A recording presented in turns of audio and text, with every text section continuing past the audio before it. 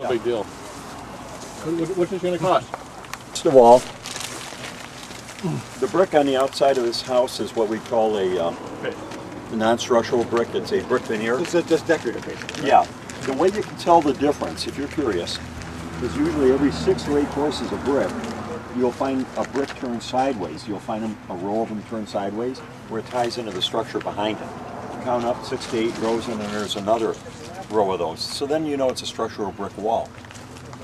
Something like this, if you look, they brought it up. I think what started it is we have a crawl space in here. We could have had frost or water getting in here or something like that, and it froze and it put a little pressure on it and it kicked it out that way. Or if you look, it looks like it's settled down a little bit here, but it has been sealed up. It's continuing. I'd like to get down into the crawl space and see what's going on. It could be something, if it continues on, and it could become an issue. But really, the brick is this brick right in here in this area. To repair it wouldn't be that drastic. And then also, this brick is just a nice alternative to vinyl siding, you know, wood siding or whatever.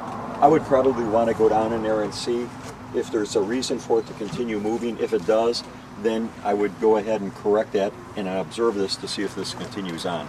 My issue is it's more of a cosmetic issue.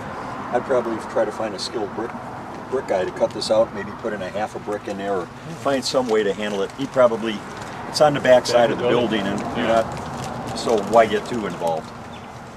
But this doesn't terribly disturb me as long as what I find in the crawl space adequate. So getting into the crawl space here, as all crawl spaces, it's very critical. So you don't have any underneath structural walls? Yeah, but also take a look at how long this building's been here and see, look how much it's moved. And it's, now think of how much weight's on this. This is just a ranch, basically.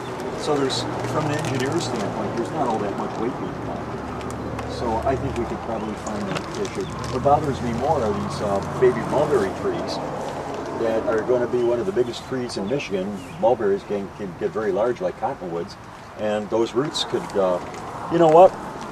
I'm just wondering if we didn't have large roots get in here, get under the foundation, then rot away and cause a little bit of the foundation to seep downwards.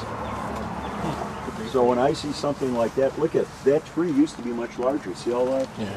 That could have been root action by maybe an old tree. See where you're standing? There's a hole here. There's a hole here. That probably is the stump from an old tree that was growing and heaving this wall. That's what did it. Right away and right back down. So yeah, you've probably seen those roots. Maybe, I don't know if anyone ever has been digging and they come across an old root and it gets punky and yeah. The question I have about this brick stuff, so as long as you keep it sealed so moisture's not getting behind it, yeah, it's really just the brick that's the problem. So yeah, your plywood or whatever behind there is not going to be damaged. So just keep it tight. It's a moisture issue. Okay. Yeah, do you see this right here? Here's your sill.